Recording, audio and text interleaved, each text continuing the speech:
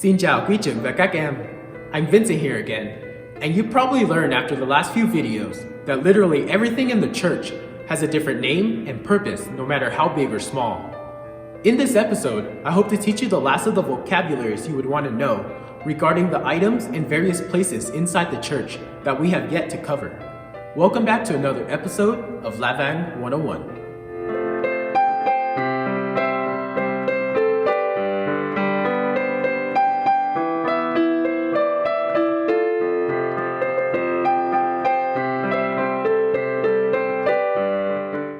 So some of these items aren't necessarily used at every single Mass, but nevertheless, they are important to our faith. So let's start at the back of the church. Upon entering the church, a lot of people will dip their hand into what's called a font.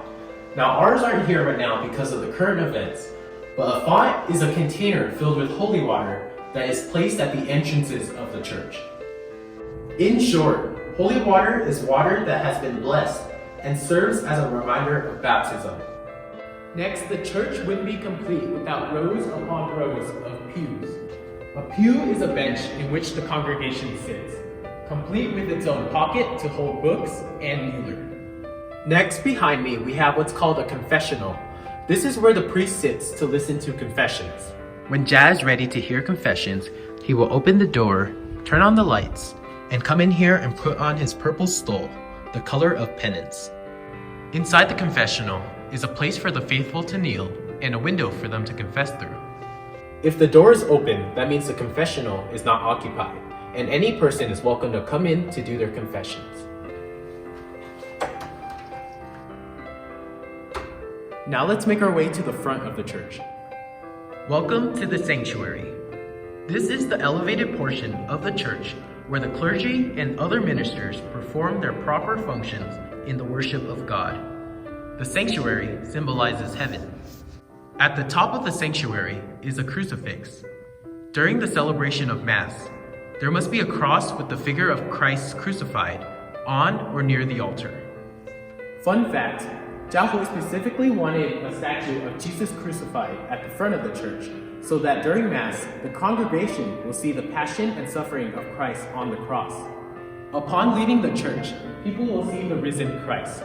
Giáo specifically put it like this to symbolize our journey with Christ and his sufferings from the beginning to the end of Mass. When we enter the church, we see Christ dying on the crucifix. Upon leaving, we will see that he has risen. Upon the sanctuary, we have the altar, which is very important. The altar is the sacred table on which the sacrifices of Mass is offered to God.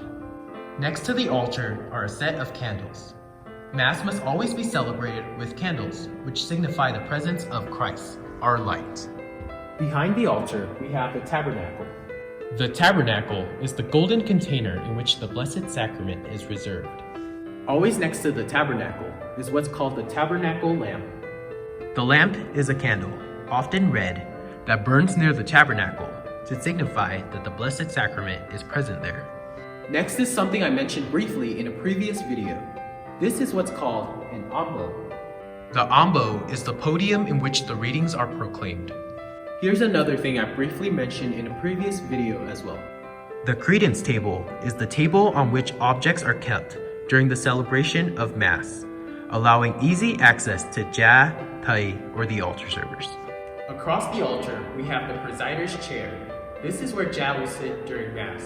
Thầy will sit right next to him, and the altar servers will sit directly behind. There's also a very important candle that looks like this. This is what's called a Paschal candle.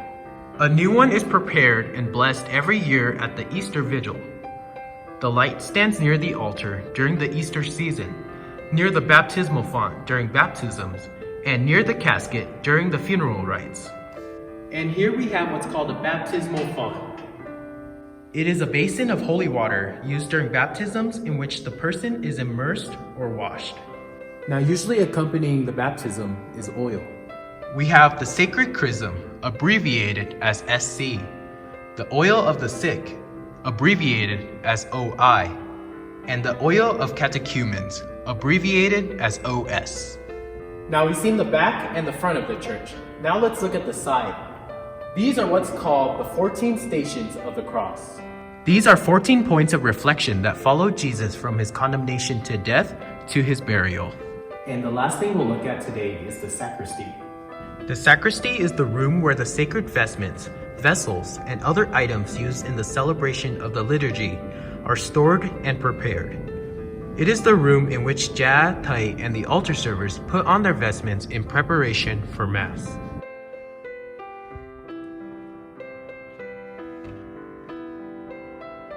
Alrighty, that wraps up another video.